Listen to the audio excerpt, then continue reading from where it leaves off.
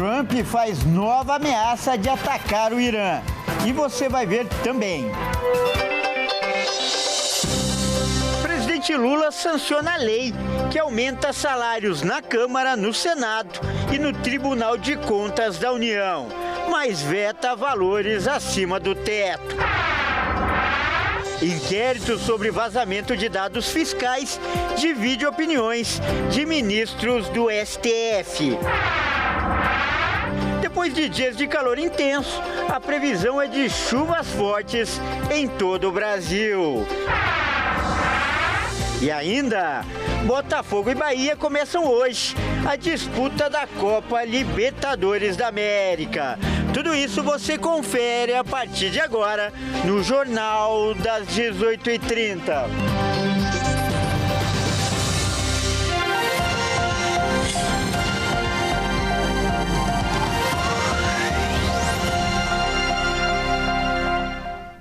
Olá, sejam muito bem-vindos. Nós estamos ao vivo. São 18 horas e 36 minutos pelo horário de Brasília. Eu sou o Kleber Werneck e a partir de agora você confere comigo as principais notícias desta quarta-feira. Olha só, o presidente dos Estados Unidos, Donald Trump, voltou a fazer ameaças em suas redes sociais. Dessa vez, Trump ameaçou atacar o Irã e afirmou que pode usar a base estratégica do Oceano Índico. A porta-voz da Casa Branca, Caroline Leavitt, disse que os Estados Unidos têm muitos argumentos para justificar um ataque ao Irã. Ao mesmo tempo, Donald Trump afirmou em uma rede social que poderá usar bases militares caso Teherã não feche um acordo. O governo norte-americano e o Irã estão negociando para limitar o programa nuclear iraniano. Já o Teherã afirma que o programa tem fins pacíficos, mas os Estados Unidos temem que o país possa tentar desenvolver uma arma nuclear. Em coletiva, Leavitt relembrou o bombardeio realizado pelos Estados Unidos em junho de 2025, que destruiu instalações nucleares iranianas durante a guerra entre Irã e o Israel. Segundo a porta-voz, Trump continua priorizando uma solução diplomática. Ela ainda afirmou que há um avanço pequeno nas negociações com o Irã. Logo em seguida, Trump afirmou que o Irã precisa fechar um acordo. Ele disse ainda que os Estados Unidos poderão usar bases militares para impedir um possível ataque do que chamou do regime altamente instável e perigoso.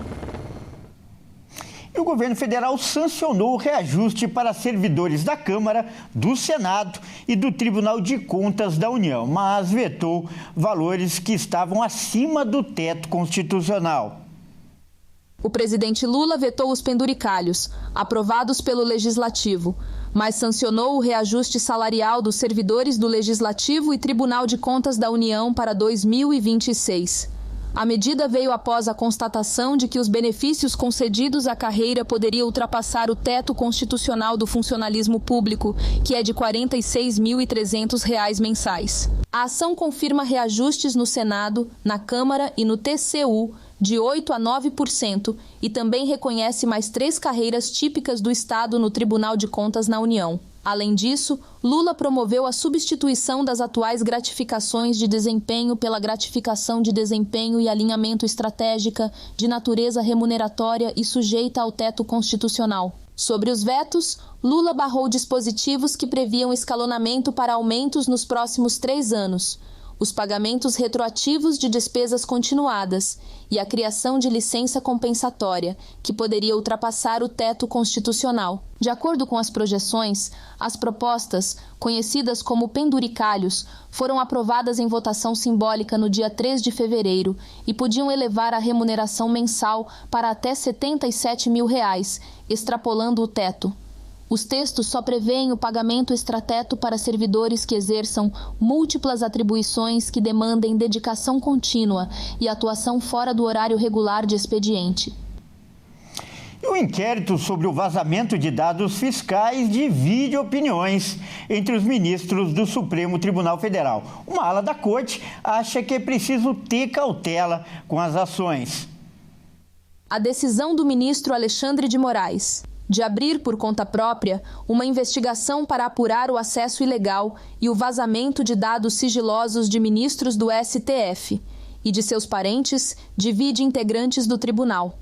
De um lado, uma ala de magistrados apoia a ação e vê o acesso irregular às informações da Receita Federal como mais uma tentativa de atingir a imagem do tribunal.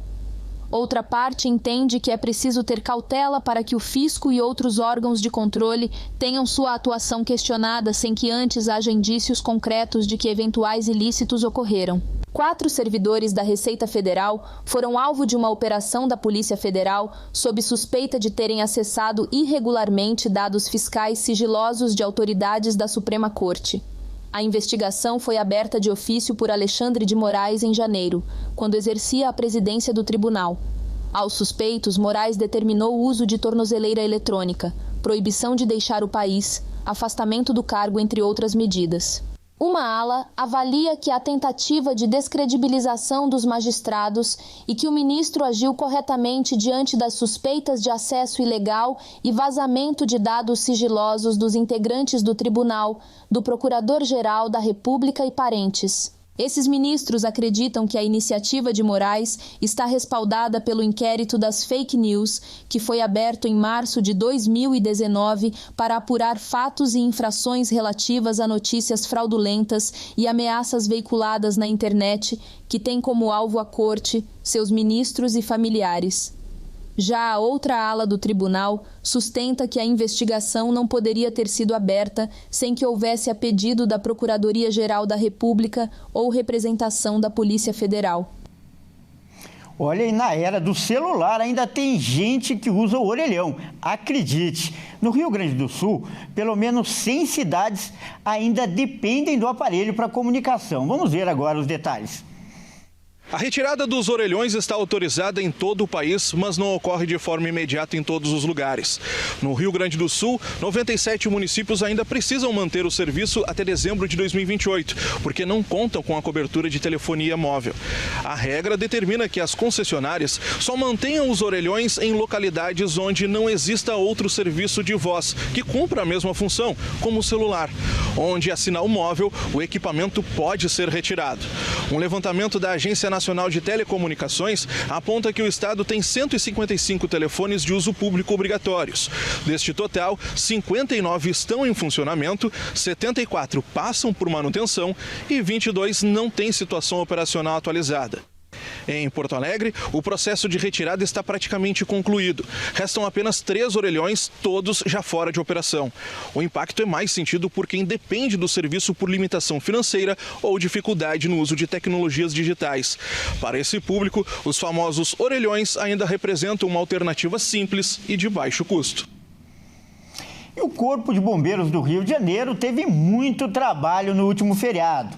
O número de salvamentos nas praias aumentou em relação ao ano passado. Vamos ver agora os detalhes com o Anderson Nascimento. O número de resgates feitos pelo Corpo de Bombeiros nas praias do estado do Rio de Janeiro dobrou no último feriado prolongado, em comparação ao mesmo período do ano passado.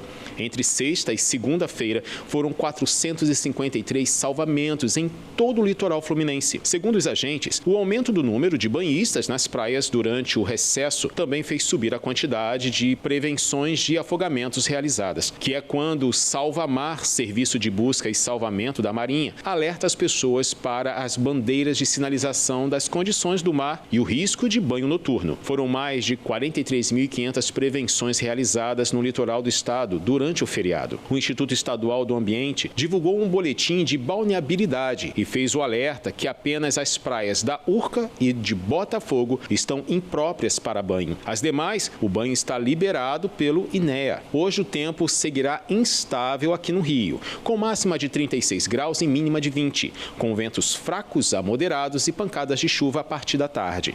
Já na quinta e sexta desta semana, a temperatura deve cair um pouco, devido a uma frente fria que irá chegar à cidade, provocando chuvas e ventos a qualquer momento.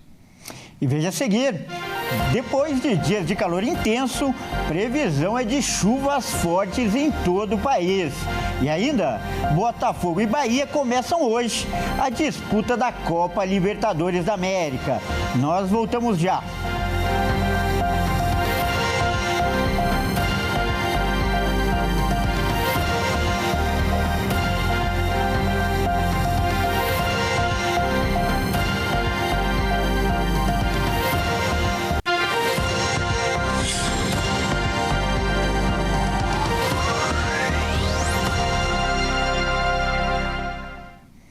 Mais uma vez, seja muito bem-vindo. Nós estamos de volta e ao vivo. São 18 horas e 48 minutos pelo horário de Brasília. E depois de dias de calor intenso e sensação de abafamento, o tempo começa a dar sinais de mudanças em várias regiões do país. A previsão indica chuva forte e até temporais nos próximos dias. Vamos conferir. A quinta-feira ainda terá características típicas do verão, com um predomínio de calor nas capitais brasileiras, mas a combinação de altas temperaturas, umidade e sensação de abafamento favorece a formação de nuvens carregadas com pancadas de chuva que podem ser fortes ao longo do dia. As condições para a chuva devem aumentar em todo o estado até o final desta semana e várias regiões podem registrar temporais e volumes significativos de água. No Rio de Janeiro, por exemplo, a previsão é de cerca de 35 milímetros de chuva nesta quinta-feira, com a maior intensidade entre o fim da manhã e a tarde. Para o fim de semana, a instabilidade deve aumentar ainda mais em algumas áreas, com possibilidade de temporais no Espírito Santo, no norte de Minas Gerais e em regiões do centro-oeste, como o norte de Goiás e o norte do Mato Grosso. No norte do país, a previsão é de chuva forte e persistente até o domingo.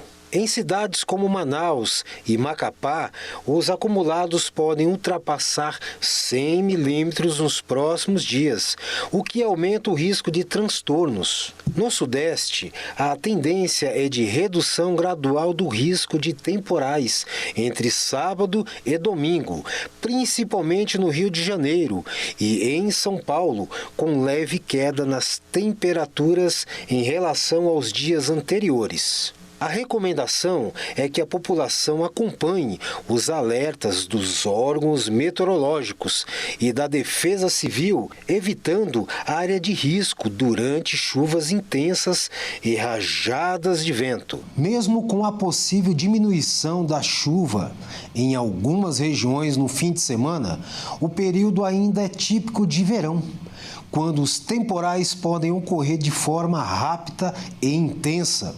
Por isso, a atenção deve continuar redobrada em todo o país.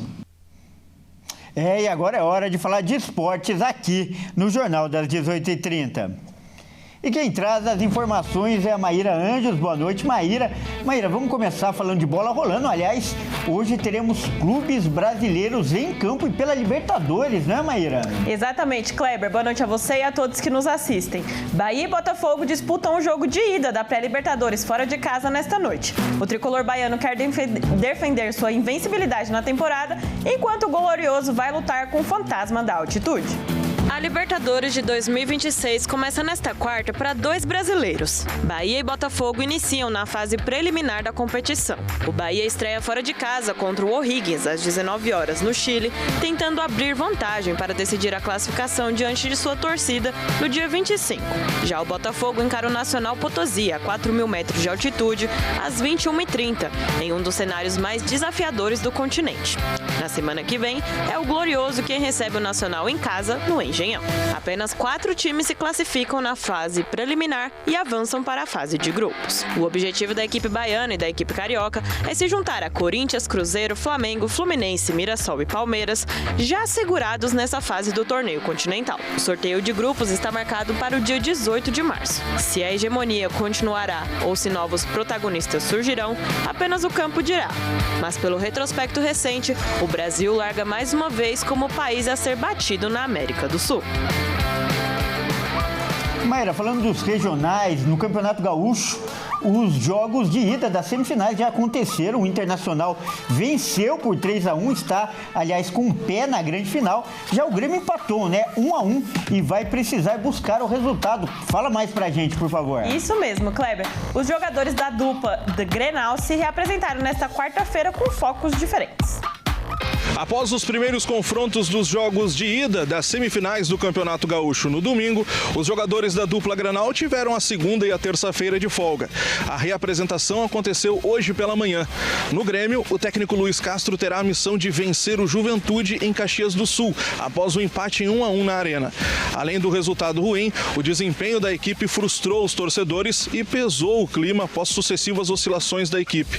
O treinador terá ainda que lidar com a possibilidade de ausências, já que o William e TT deixaram o jogo com desconforto muscular. No Internacional, a situação de desgaste não é diferente. Bruno Tabata e Carboneiro realizam controle de carga e deverão ser reavaliados nos treinos da semana. Já o zagueiro Victor Gabriel se recupera de uma lesão no adutor da coxa direita e deverá ser desfalque no final de semana. Após ver a equipe golear o Ipiranga fora de casa por 3-0, o técnico Paulo Pesolano foca na sequência dos jovens no estadual e na preparação do time titular para enfrentar o Remo fora de casa na quarta-feira que vem. O Colorado busca a primeira vitória no Campeonato Brasileiro. Nas Olimpíadas de Inverno, um atleta de 4 patas chamou atenção entrando na disputa de última hora, Maíra. Pois é, Kleber, um cachorro invadiu a pista e cruzou a linha de chegada junto com uma brasileira nas Olimpíadas de Inverno de Milão Cortina 2026. Nem só de neve e velocidade vive os Jogos de Inverno, mas também um convidado inesperado na prova de esqui cross country em Olimpíadas de Inverno de Milão Cortina 2026. A brasileira Eduarda Ribeira estava na reta final, ao lado da parceira Bruna Moura, quando um cachorro resolveu que também queria participar da competição. O animal, que vive na região de Tesser, invadiu a pista e correu atrás das atletas e cruzou a linha de chegada, quase junto com as brasileiras. O problema é que o sensor eletrônico confundiu o cachorro com o atleta e registrou um tempo errado, como se fosse uma super virada olímpica. Depois da revisão, o resultado real apareceu, mas ficou a cena mais fofa e engraçada da competição, provando que às vezes o esporte tem mesmo ter um espírito canino. Bom, por hoje é só, Kleber. Uma ótima noite a você e a todos que nos assistem. Até mais. Muito obrigado pelas informações, Maíra, e até mais.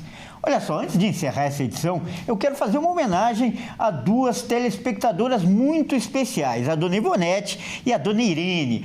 Parabéns! Além de telespectadoras fiéis, são mães exemplares que têm filhas muito especiais.